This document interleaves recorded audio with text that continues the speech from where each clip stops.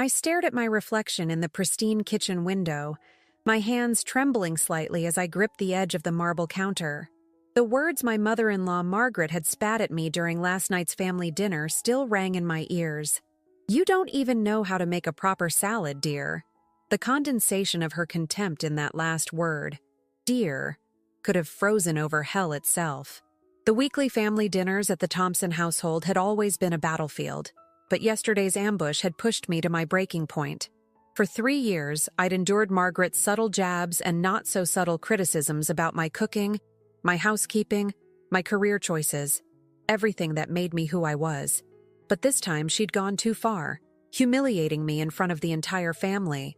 "I don't understand why you can't follow a simple recipe," she'd announced to the table, picking at the quinoa salad I'd brought with obvious distaste. In my day, women took pride in their cooking. They made an effort. The way she'd emphasized effort made it clear she thought I was lacking in that department too. My husband William had shifted uncomfortably in his chair, but said nothing, as usual. His silence hurt almost as much as Margaret's words. The rest of the family had studiously examined their plates, the awkwardness thick enough to cut with one of Margaret's prized silver knives. What none of them knew, what I'd never told anyone in the family, was that I hadn't just learned to cook. I'd trained at Le Cordon Bleu in Paris, working my way through the program while juggling 2 jobs. After graduation, I'd spent 2 years as a sous chef at a 3 Michelin-starred restaurant, learning under some of the most demanding chefs in the world. I'd kept my culinary background secret when I met William, wanting to be loved for who I was, not what I could do in the kitchen. But now, as I stood in my kitchen the morning after another disastrous family dinner, something inside me shifted. The morning light caught the edge of my professional knife set, hidden away in a drawer beneath the basic knives Margaret had given me as a wedding present. My fingers itched to pull them out, to feel the familiar weight of proper tools in my hands again. I'd spent years dimming my light, making deliberately mediocre dishes for these family gatherings to avoid overshadowing Margaret's traditional cooking. I'd convinced myself it was for the best, that keeping the peace was more important than being true to myself. But as I recalled the smirk on her face when she'd announced to everyone that I'd never be a proper wife because I couldn't even make a decent meal, I knew things had to change. My phone buzzed on the counter, a message from William.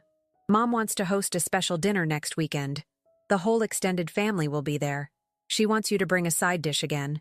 I picked up my phone, a plan already forming in my mind. It was time to stop hiding. Time to show them exactly who they'd been underestimating all these years. But first, I needed to make a few calls to my old contacts in the culinary world. As I dialed the first number, my hand steady now, I couldn't help but smile. Margaret had no idea what she'd set in motion with her latest attempt to humiliate me. The next family dinner was going to be one nobody would ever forget, especially my dear mother-in-law. My old chef mentor in Paris had always said that revenge, like the finest soufflé, was best served at precisely the right moment. And after 3 years of simmering under Margaret's constant criticism, that moment had finally arrived. The familiar scent of fresh herbs filled my apartment as I unlocked the door to my home office, or what everyone else thought was just a spare room for storage.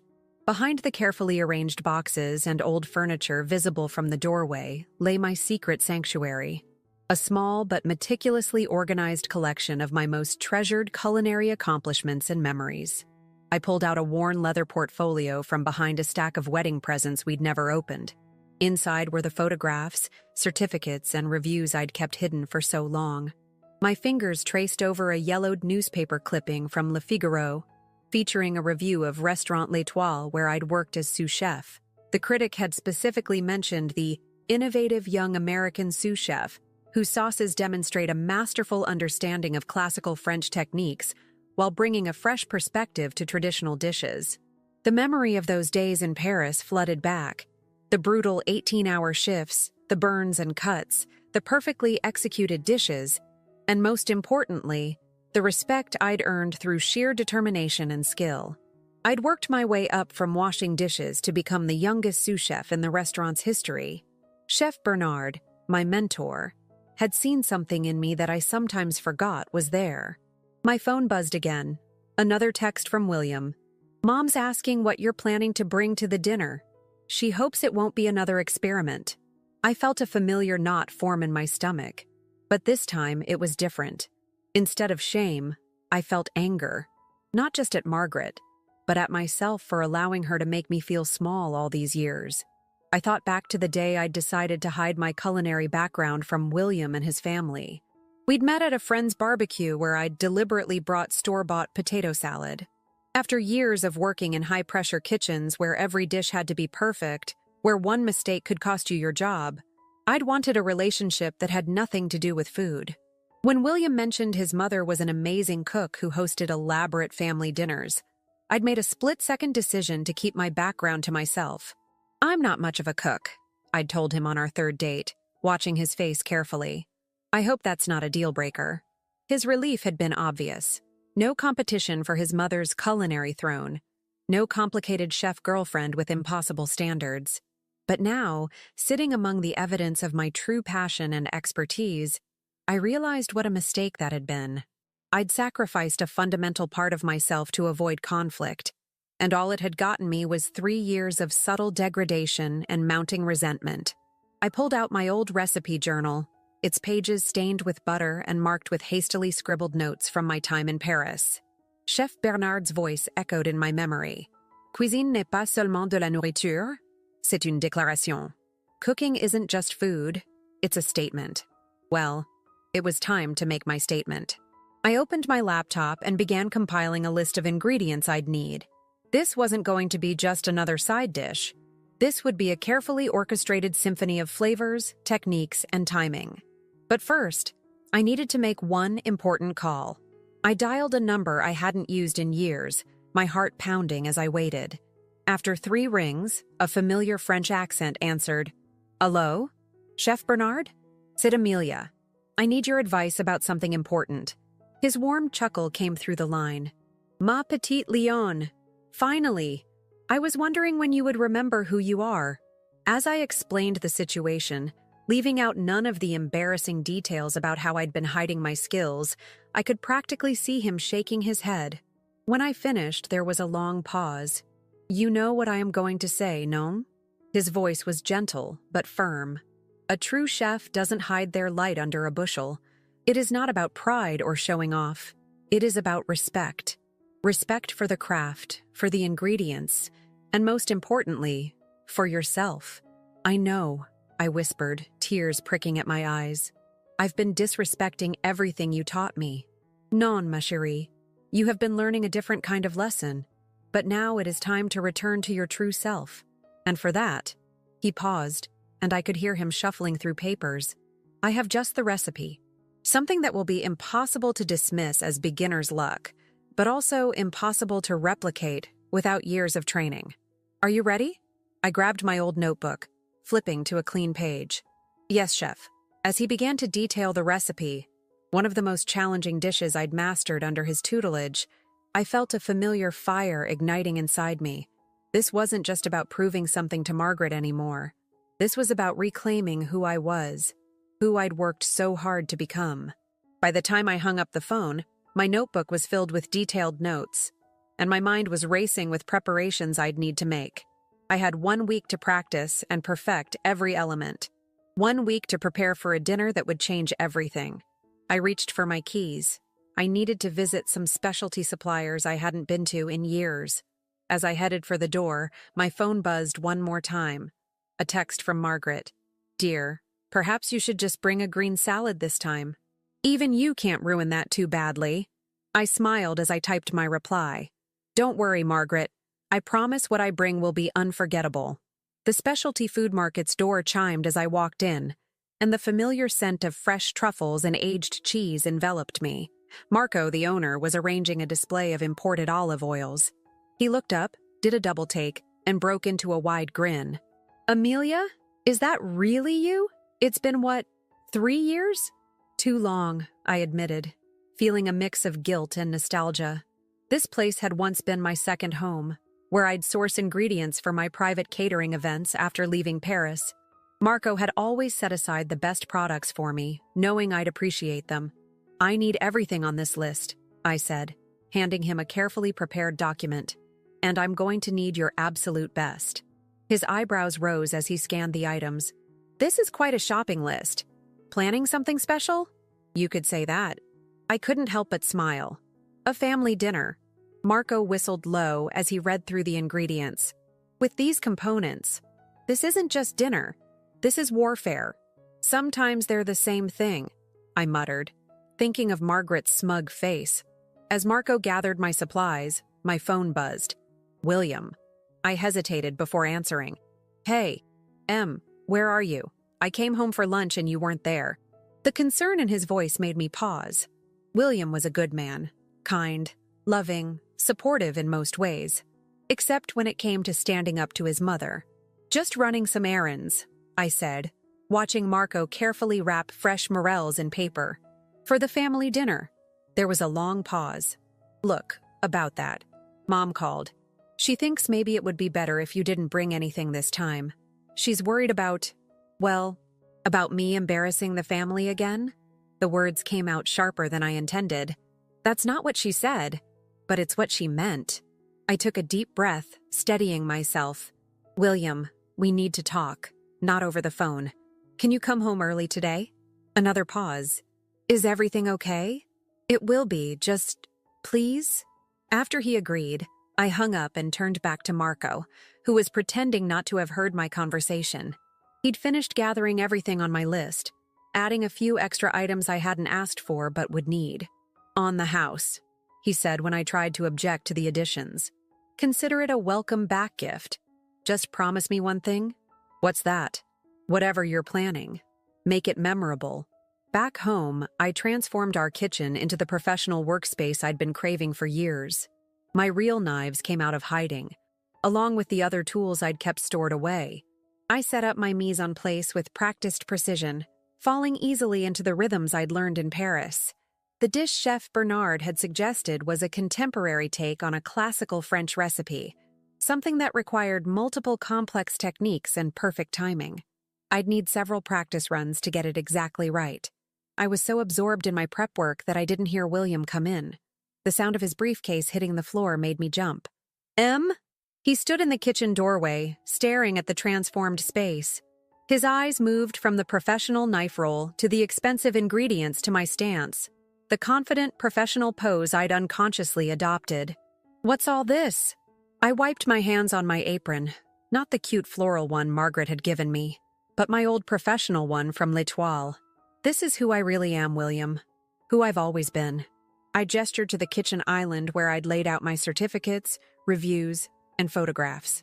His face changed as he moved closer, picking up the French newspaper clipping. You worked at a 3-star Michelin restaurant? In Paris? As sous chef? For 2 years." I watched his face carefully. "Before that, I trained at Le Cordon Bleu. I've been cooking professionally since I was 18. He looked up, confusion and hurt warring in his expression. "Why didn't you ever tell me?" "Because..." I struggled to find the right words. "Because when we met, I was tired. Tired of being defined by what I could do in a kitchen. Tired of the pressure, the expectations. And then I met your mother, and she was so proud of being the family's culinary expert. And you seemed so relieved when I said I wasn't much of a cook. So you've been pretending? All this time?" His voice had an edge to it now. "Deliberately cooking badly for family dinners?" "Not badly," I corrected. "Just, simply, below my capabilities." I moved closer to him.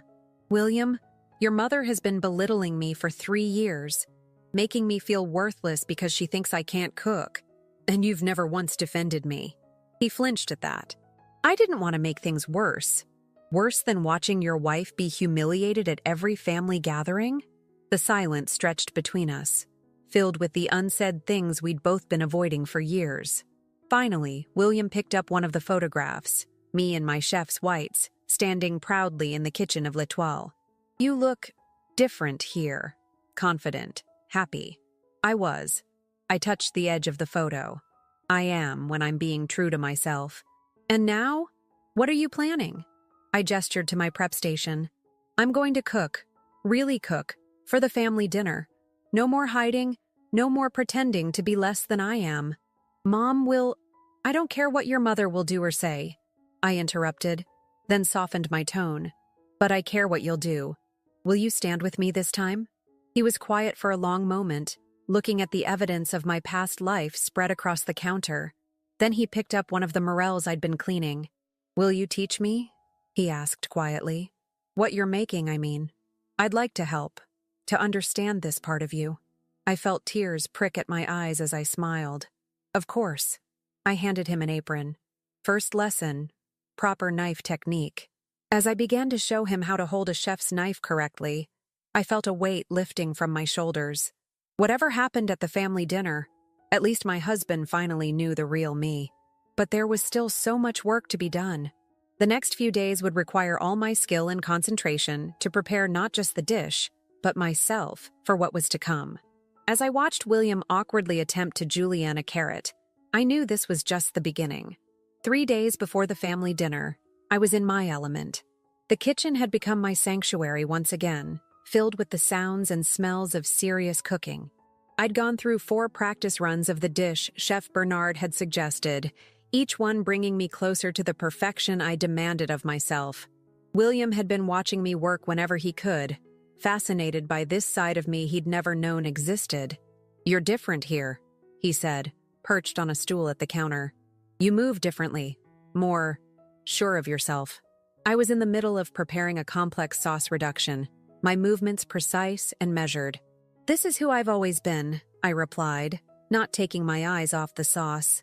I just forgot it for a while. The phone rang, Margaret's special ringtone. William reached for it, but I shook my head. Speaker, I said, not breaking my rhythm with the sauce. William, darling, Margaret's voice filled the kitchen. I've been thinking about the dinner this Saturday. I know Amelia said she wanted to bring something, but I've already planned everything out. We really don't need any additional dishes.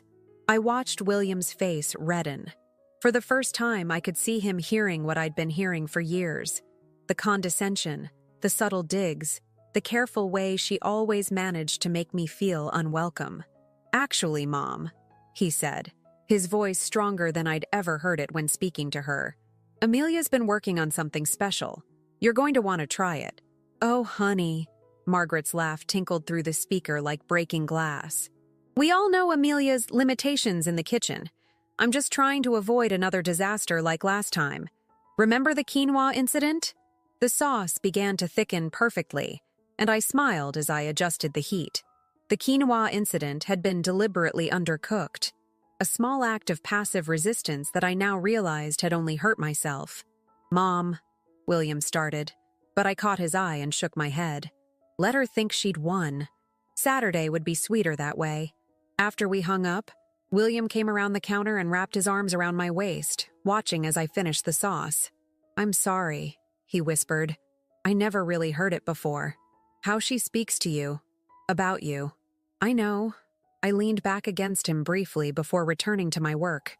But now you do. The next day brought a new challenge. I was doing my final practice run when my phone buzzed with a text from Marco. Emergency. Call me. My heart sank as I heard his news. The specialty mushrooms I needed for the dish, a crucial component, wouldn't be arriving. Supply chain issues. Nothing I can do, Marco said apologetically.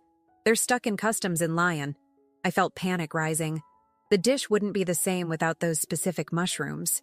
Chef Bernard had chosen this recipe particularly because it would showcase techniques that couldn't be faked, and those mushrooms were essential. There has to be another way, I muttered, pacing the kitchen. William found me like that an hour later, surrounded by cookbooks and notes. What's wrong? I explained the situation, expecting him to suggest I give up, maybe just bring a salad like his mother wanted. Instead, he grabbed his laptop. There's that new high-end restaurant that opened downtown, he said, typing quickly. The one with the French chef. Maybe they have connections? I stared at him, a plan forming. Le Petit Jardin? Charlotte Dubois is the head chef there. She trained with Chef Bernard a few years after me. Can you call her? I hesitated. Reaching out to the professional cooking world meant fully acknowledging that part of my life again. Was I ready? But then I thought of Margaret's smug smile. Of all the times I'd dimmed my light to make others comfortable. I made the call. Charlotte remembered me immediately. Amelia? Ma chérie, Bernard told me you were in town, but you never came to see me. When I explained my situation, she laughed. Those mushrooms? I have a private supplier here who cultivates them. Come by tomorrow morning, we'll take care of you. As I hung up, William was grinning. See? The universe wants you to do this. I looked at my kitchen setup, at the notes and preparations, at my husband's encouraging face. You know your mother is going to be furious when she realizes she's been wrong about me all this time. He came over and tasted the sauce I'd been perfecting, his eyes widening at the flavor. Maybe, but she'll also have to admit she's been wrong. And maybe that's exactly what she needs. The next morning, I walked into Le Petit Jardin through the back door, the way I used to enter kitchens in Paris. The familiar sounds and smells hit me like a wave.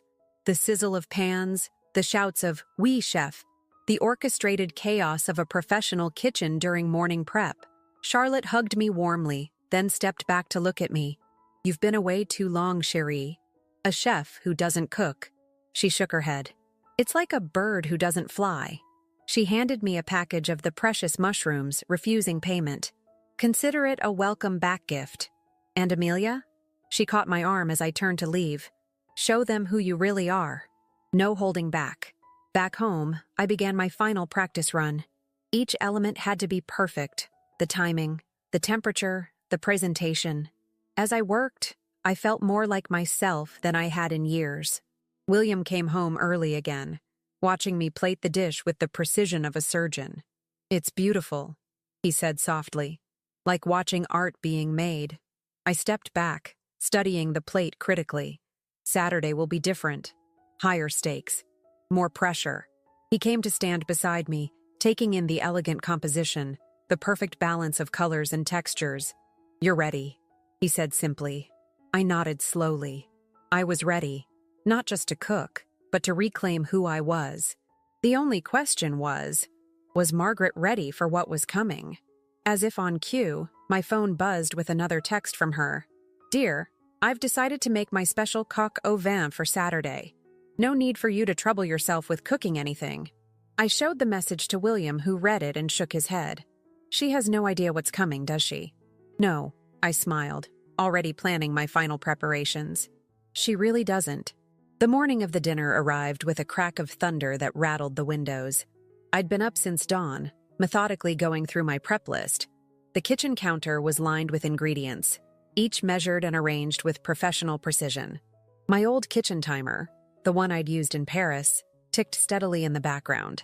William found me triple-checking my mise en place. You know, he said, setting down a cup of coffee next to my station. I always wondered why you were so organized about everything else in life, but seemed so scattered in the kitchen. Now I understand. You were playing a role. I picked up the coffee, grateful for his thoughtfulness. I got very good at being what everyone expected me to be. The scattered daughter-in-law who couldn't boil water. I checked the temperature of my proving drawer where a crucial element of the dish was developing. It became almost like a game, but I was the only one who knew we were playing. The doorbell rang, making us both jump. Through the frosted glass of our front door, I could make out a familiar silhouette. Margaret. She's early, William said, checking his watch. The dinner's not for hours. Of course she is. I quickly covered my prep work with clean kitchen towels. She's here to check up on me, to make sure I'm not going to ruin her dinner. William squared his shoulders. I'll handle this. But Margaret breezed past him as soon as he opened the door, making a beeline for the kitchen. Amelia, dear, I just thought I'd pop by to see if you needed any help. She paused, taking in the transformed space, her eyes narrowing at the professional equipment now on display. What's all this? Just preparing my contribution for tonight, I said calmly, noting how her gaze lingered on the covered ingredients. Oh, but didn't you get my message? I've planned everything already. There's really no need. Actually, Mom, William interrupted, Amelia's been working really hard on something special. Margaret's smile tightened. William, honey, we all know Amelia's abilities in the kitchen. I'm just trying to avoid any embarrassment. What would the family think? What exactly do you mean by that, Margaret? I asked quietly, my hand resting on my knife roll. She turned to me, her smile now practically glacial. Well, dear, let's be honest. Your last few attempts at cooking have been rather unfortunate. Remember Christmas? That overcooked turkey? The turkey you insisted I cook, even though I said I wasn't comfortable with it?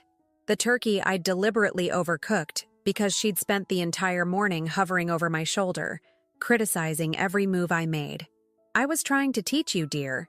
Every woman should know how to cook a proper holiday meal. She moved closer to one of the covered bowls. Now, why don't you let me see what you're planning? Perhaps I can offer some guidance. Before she could reach for the towel, William stepped between his mother and my workstation. Mom, that's enough. Margaret blinked in surprise. I'm only trying to help. No, you're not. William's voice was firm. You're trying to control the situation, like you always do. You're trying to make Amelia feel small, like you always do. And I've let you do it for far too long. Color rose in Margaret's cheeks. William Thompson, I don't know what's gotten into you, but what's gotten into me is that I've finally opened my eyes. Do you know what Amelia was doing before she met me? Do you have any idea who she really is? I touched his arm gently. William, not now. Margaret's eyes darted between us. What are you talking about? You'll find out tonight, I said softly. At dinner. Now see here. Margaret drew herself up to her full height. This is my family dinner. I won't have it ruined by whatever amateur experiment you're planning. It won't be ruined, I assured her, meeting her gaze steadily. Everything I make tonight will be perfect. I promise you that. She stared at me, perhaps seeing something different in my demeanor for the first time. The confident stance, the professional calm, the absolute certainty in my voice. None of it fit with the bumbling daughter-in-law she thought she knew. Well, she said finally, her voice slightly less certain. We'll see about that. She turned to leave, then paused. William, walk me to my car, dear. We need to talk. After they left, I uncovered my prep work and got back to it, my hands moving with practiced efficiency. Through the window, I could see William and his mother having what appeared to be a heated discussion by her car. Margaret was gesturing emphatically, her face red, while William stood his ground, shaking his head. When he came back inside, he looked drained but determined. She threatened to cancel the dinner entirely. I kept working, not looking up. And I told her she could cancel if she wanted, but then she'd never know what you're planning. She's too curious now. She won't cancel. I smiled slightly, checking the temperature of my reduction. No, she won't. She'll want to be there to witness what she assumes will be my greatest failure yet. William watched me work for a moment. You're enjoying this, aren't you? I considered the question as I adjusted the heat under my pan. Not the conflict, I said finally, but being myself again? Working at my real skill level? Yes, I'm enjoying that very much. He came closer, observing my technique with newfound appreciation. Show me how I can help. As I began walking him through some basic prep work, I glanced at the clock. 6 hours until dinner. 6 hours until everything changed. The timer continued its steady ticking, counting down to the moment when Margaret, and everyone else, would finally see the real me. Thunder rolled again outside, but this time I barely noticed it. I was in my element, every movement precise, every decision confident. Let the storm come. I was ready. Margaret's house was already buzzing with activity when we arrived. Through the large bay windows, I could see family members milling about, their shadows casting long shapes across the manicured lawn. I sat in our parked car for a moment, my carefully packed containers secure in their professional carrying case beside me. Ready? William asked, squeezing my hand. I did a mental check of everything I'd prepared, every component safely stored at the perfect temperature. Almost too ready, I replied with a small smile. I feel like I'm about to plate for a Michelin inspector again. Better, William grinned. You're about to plate for Margaret Thompson. As we walked up the path to the front door, my sister-in-law Bella burst out to meet us. Oh, thank God you're here, she whispered urgently. Mom's in a mood. She's already made Aunt Claire cry about her store-bought pie. I exchanged a look with William. Apparently, Margaret's morning visit to our house had left her more rattled than she'd let on. She was asserting control the only way she knew how, by being more Margaret than usual. The kitchen was her domain, and as we entered, I could see her holding court. She'd positioned herself at the center island, directing traffic like a general commanding troops.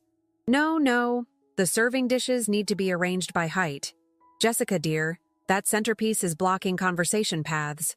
Michael, the wine needs to breathe properly. She paused mid-instruction when she saw me, her eyes immediately going to the professional carrying case in my hands. Oh, Amelia, dear, you actually brought something? As promised, I said calmly, noting how the rest of the family had gone quietly attentive.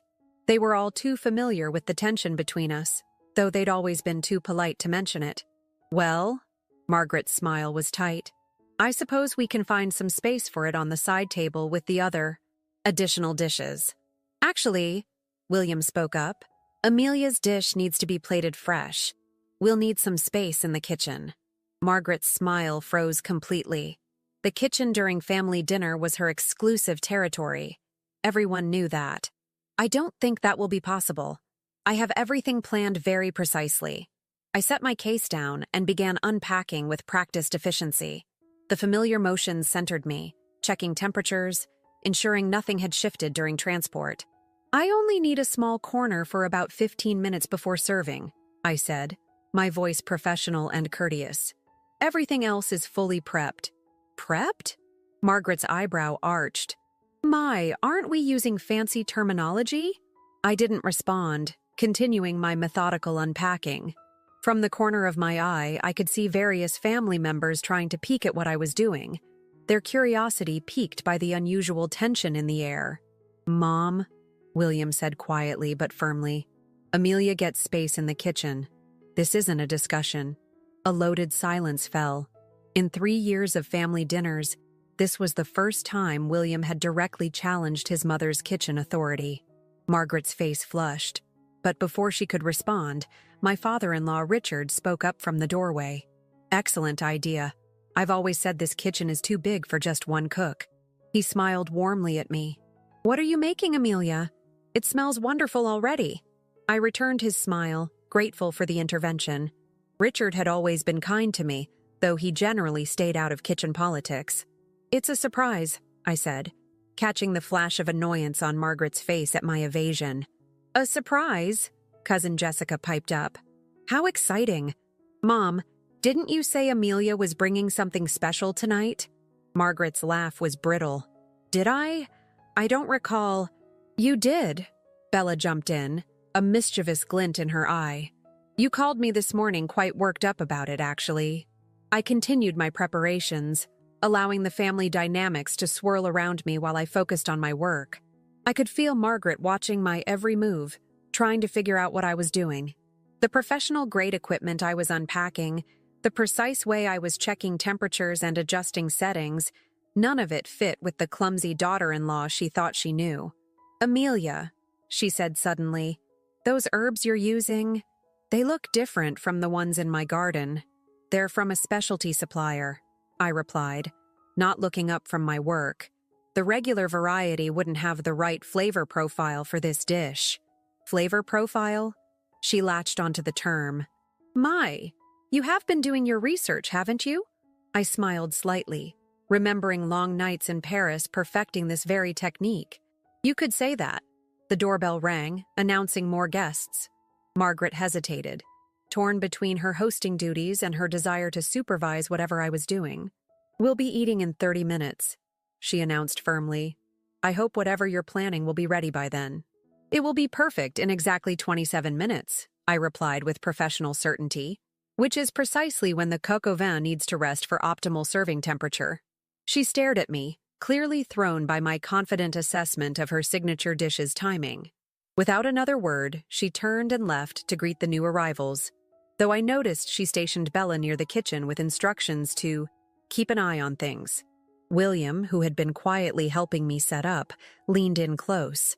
I've never seen her this rattled, he whispered. What exactly are you making? I began laying out my plating tools with the same precision I'd used at L'Etoile.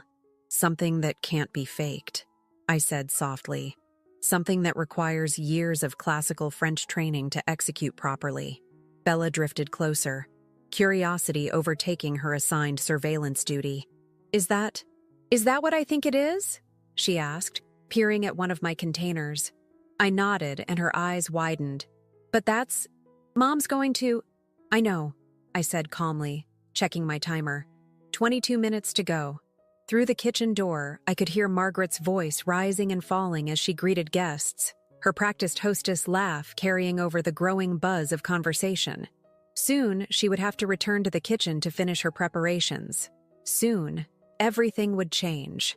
I took a deep breath, centering myself the way I used to before service at L'Etoile. The familiar calm of professional focus settled over me as I began my final preparations. Let Margaret laugh. Let her try to maintain control. In 22 minutes, she would learn what 3 years of culinary school and 2 years at a 3-star Michelin restaurant could produce. The timer ticked steadily on, counting down to the moment of truth. The final minutes of preparation passed in a focused blur. My hands moved with practiced precision as I assembled each plate, muscle memory from countless services in Paris taking over. Each element had to be perfect: the temperature, the placement, the timing. Margaret returned to the kitchen just as I was finishing the first plate. She stopped dead in her tracks, staring at what I was doing. The professional plating techniques, the elegant presentation, the complexity of the dish, none of it aligned with her perception of me. What is this?" she demanded, moving closer to inspect my work. "Tornados Rossini," I replied calmly, placing another perfectly seared piece of beef on the second plate. With traditional foie gras, black truffle, and a classic Périgordine sauce. The accompaniments are pomme soufflé and glazed baby vegetables. Her face went through a series of expressions. Disbelief, confusion, suspicion. "That's impossible. This is one of the most technically challenging French dishes. You can't possibly—" "Can't I?" I looked up from my plating, meeting her eyes directly. "Would you like me to explain the classical technique for achieving the proper sear while maintaining a perfect medium rare? Or perhaps you'd like to discuss the precise temperature control needed for the sauce reduction?" The kitchen had gone silent except for the soft sizzle of my pan. Bella and William watched wide-eyed as their mother struggled to respond. Through the door, I could hear the other family members gathering in the dining room, their muffled conversations creating a distant buzz. "I don't know what game you're playing," Margaret finally said, her voice tight. "But no games, Margaret." I finished another plate with a flourish of sauce. "This is who I've always been. I trained at Le Cordon Bleu in Paris and spent 2 years as sous chef at L'Etoile. 3 Michelin stars. I've made this dish hundreds of times." The color drained from her face. "You're lying." "Mom?" William stepped forward, holding up his phone. "Look." He showed her the article from Le Figaro, the one praising my work at L'Etoile. "This is Amelia, the real Amelia." Margaret snatched the phone, her hands shaking slightly as she read. Around us, family members had begun to drift into the kitchen, drawn by the mounting tension and the extraordinary aromas filling the air. Is that what I think it is?" Uncle Robert, who had spent years in France for business, peered at my plates with growing excitement. "My God, I haven't seen a proper Tornados Rossini since that little place in Paris." "L'Etoile?" I suggested, adding the final touches to another plate. His eyes widened. "Yes. How did you—" "Amelia worked there," Bella announced proudly. "She was their sous chef." A murmur ran through the gathered family members. Margaret remained frozen, still staring at the phone in her hands. "But—" She finally looked up at me. "Why? Why did you pretend? Why did you let you believe I couldn't cook?" I carefully wiped the edge of the final plate. "Because when I met William, I wanted to be loved for who I was, not what I could do in a kitchen. And then I met you, and you were so proud of being the family's culinary expert, so invested in teaching your hopeless daughter-in-law basic skills." I shrugged. "It seemed easier to play along." "Easier?" Her voice rose. "You made me look like a fool." "No, Margaret," I said quietly, looking directly at her. "You did that yourself. Every time you belittled me, every time you humiliated me in front of the family, those were your choices." The silence that followed was deafening. Family members shifted uncomfortably, perhaps remembering all the times they'd witnessed her subtle and not-so-subtle digs at me. "Well?" Richard's warm voice broke the tension. "I don't know about anyone else, but I'm starving, and these plates look absolutely magnificent." "They do," Aunt Claire agreed quickly. "Amelia, dear, this is incredible." One by one, family members stepped forward to admire the dishes, exclaiming over the professional presentation and mouth-watering aromas. Margaret remained rooted in place, watching as her family's attention, usually focused solely on her cooking, shifted to my creation. "Mom," William said softly, "this doesn't have to be a competition. Amelia's not trying to replace you. She's just finally being herself." Margaret's eyes moved from the plates to me, then back to the phone, showing evidence of my culinary past. I could see her struggling with this new reality, with the realization that everything she thought she knew about me was wrong. Finally, she squared her shoulders. "Well," she said, her voice slightly unsteady, "I suppose we should serve these while they're at the proper temperature." It wasn't an apology, not yet, but it was an acknowledgement of my professional expertise, however grudging. As we began to move the plates to the dining room, she paused beside me. "The sauce," she said quietly. "It's perfect. The consistency, the sheen. I've never managed to get it quite right." I hesitated, then offered, "I could show you sometime, if you'd like." Our eyes met, and for the first time in 3 years, I saw something new in her expression, a glimmer of respect, and perhaps a hint of regret. "I would like that," she said finally. "Very much." The dining room fell silent as everyone took their first bites. I found myself holding my breath, years of professional training reminding me that this moment, when diners first taste your food, is always sacred. William squeezed my hand under the table. Uncle Robert was the first to speak. "Extraordinary," he breathed, closing his eyes in appreciation. "This takes me right back to Paris. The sauce. It's exactly as I remember it." A chorus of appreciative murmurs and exclamations followed. Aunt Claire was practically crying over her plate. "I've never tasted anything like this," she said, dabbing at her eyes. "Amelia, darling, how could you keep this talent hidden from us?" I noticed Margaret watching me carefully as I answered questions about my training, my time in Paris, the techniques involved in the dish. Her own coq au vin sat largely untouched at her place setting, the first time I'd ever seen her ignore her own cooking at a family dinner. "The temperature control on the meat is perfect," she said suddenly, cutting through the chatter. Everyone turned to look at her. That's the hardest part to master. Getting that exact gradient from sear to center." She met my eyes across the table.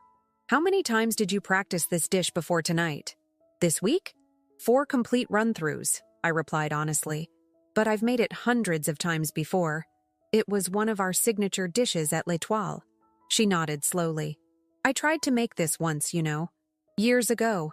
It was a disaster." A small, self-deprecating smile crossed her face. "I suppose I should have realized something was off when you couldn't even make a basic vinaigrette but could perfectly dice vegetables in uniform sizes." "Your knife work," Bella exclaimed. "I always wondered why it was so precise even when everything else seemed, well, deliberately messy," I finished for her. "It's hard to unlearn proper technique. Sometimes I had to concentrate more on doing things incorrectly than I would have on doing them right." "But why?" Margaret set down her fork. "Why go to all that trouble? Why pretend for so long?" The table went quiet again, everyone listening intently. I took a sip of wine, gathering my thoughts.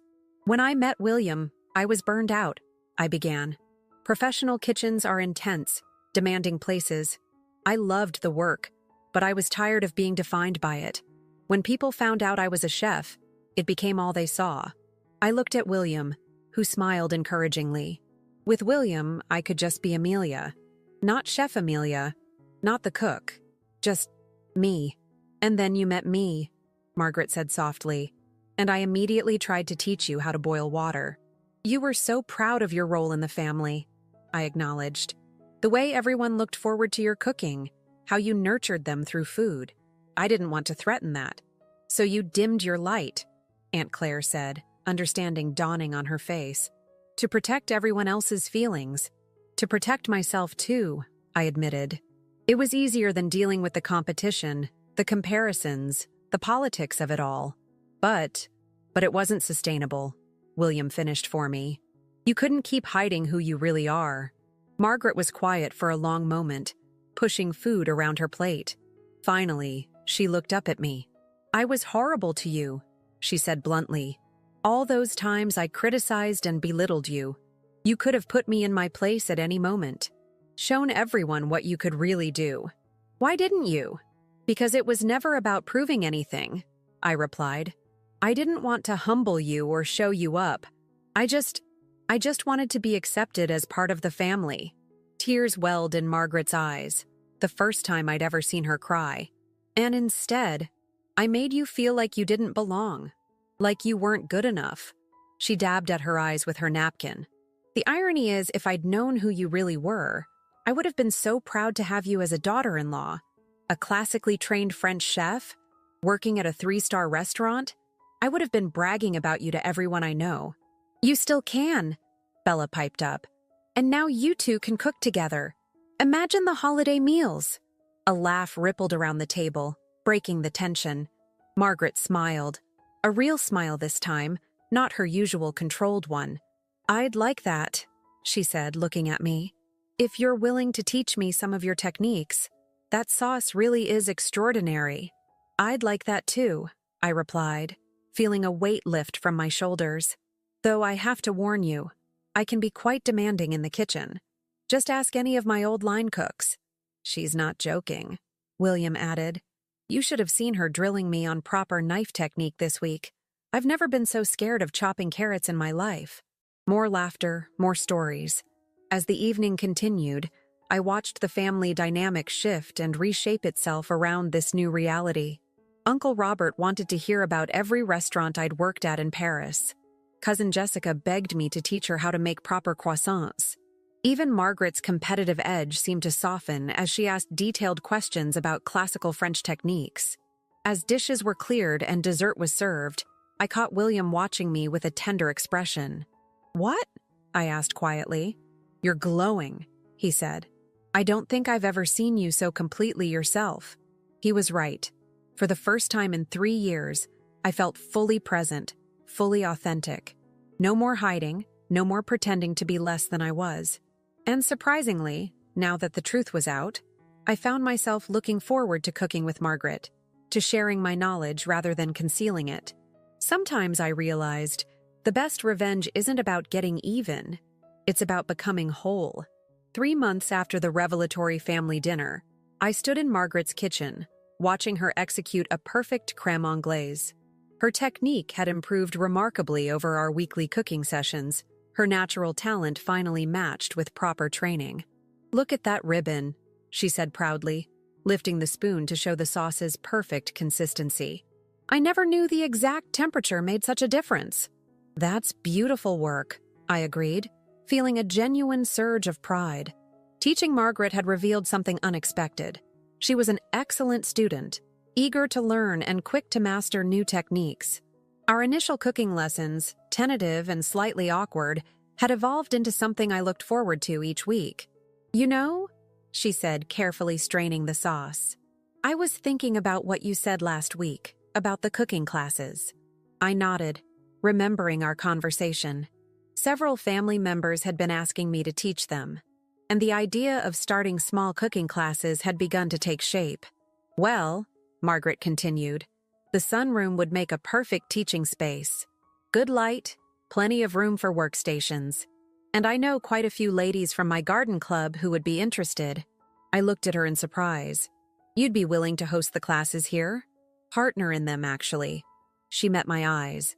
If you're interested, you bring the professional expertise, I bring the local connections and space. We could start small, see how it goes. The offer touched me deeply. This was more than just an olive branch. It was an acknowledgement of my expertise and an invitation to truly collaborate. I'd love that, I said softly. She smiled, then turned back to her sauce. Good, because I already have a waiting list of 12 people who want to learn how to make that Tornados Rossini. Later that evening, As William and I hosted Bella and her husband for dinner, I found myself moving confidently around my kitchen, no longer hiding my skills or dampening my passion for cooking. "You two aren't going to believe this," Bella announced over the appetizer I'd prepared. "Mom's joined Instagram. She's posting pictures of everything she's learning from Amelia." "She has more followers than me," William laughed. "Yesterday, she sent me a text asking where to buy truffle oil. The good kind," she specified. "Who is this woman and what has she done with our mother?" "She's still Margaret," I said, plating the main course with professional precision. "She just has a new outlet for her perfectionism. You should see her brunoise dice now. It's impeccable." The truth was, letting go of her need to be the family's sole culinary expert had revealed a softer side of Margaret. She'd even started telling people about her own early cooking disasters, something the old Margaret would never have admitted to. Last week, during our lesson, she'd suddenly said, "I owe you an apology." "You've already apologized," I'd reminded her. But she shook her head. "Not just for how I treated you, for making you feel like you had to hide who you are. No one should have to make themselves smaller to make others comfortable." That conversation had marked a turning point in our relationship. The competition had transformed into collaboration, the criticism into genuine curiosity. "Oh," Bella's voice brought me back to the present. "Tell them about Christmas." I smiled, beginning to plate dessert. "Margaret and I are co-hosting this year. We're planning a French-American fusion menu. Traditional dishes from both cuisines, reimagined." "The family chat is going crazy about it," Bella added. "Even the cousins who usually skip Christmas are coming." As I put the finishing touches on the dessert plates, a modern take on a classic Paris breast, I caught William watching me with that same tender expression I'd seen at the Revelation dinner. "Still glowing," he said softly when I raised an eyebrow at him. He was right. The joy of being fully myself, of using my skills openly and sharing them with others, hadn't dimmed. If anything, it had grown stronger. Later that night, after our guests had left, I found myself looking through old photos from my days at L'Étoile. Among them was a quote I'd written down from Chef Bernard: "La cuisine est un acte d'amour." Cooking is an act of love. I hadn't truly understood that when I was in Paris, too focused on perfection and technique. But now, teaching Margaret, planning classes, cooking openly for my family, I finally got it. Food wasn't just about skill or showing off or proving something. It was about connection, about sharing, about nurturing not just bodies, but relationships. My phone buzzed with a text from Margaret. "Made the crème anglaise again. Perfect temperature this time. Thank you for teaching me to really cook." I smiled as I typed back, "Thank you for letting me be myself." A moment later, another text. "Next week, soufflés. Brave," I replied. "But yes, time to face your fears. With you teaching me, not scared at all." I set down my phone, feeling a warmth that had nothing to do with the kitchen. The revenge I'd planned had transformed into something far better than I could have imagined. Instead of showing Margaret up, I'd found a way to show her, and myself, that there was room for both of us to shine. The next morning, I woke early and headed to the kitchen, pulling out my professional knives and tools. No more hiding them away. No more pretending to be less than I was. As I began prep for the day, I smiled, remembering something Chef Bernard used to say: "La vie, comme la cuisine, est meilleure quand elle est authentique." Life, like cooking, is better when it's authentic. He was right. Being authentic had not only freed me, but had created space for others to be authentic too. Margaret had become a dedicated student instead of a harsh critic. William had found his voice in standing up for me. And I had finally found my place in the family, not despite my skills, but because of them. The morning sun streamed through the kitchen window, catching the edge of my knife as I began to slice vegetables with precise, confident movements. No more measuring my cuts to be intentionally uneven. No more dulling my shine. This was who I was. A trained chef, a teacher, a wife, a daughter-in-law. Finally, perfectly, authentically me.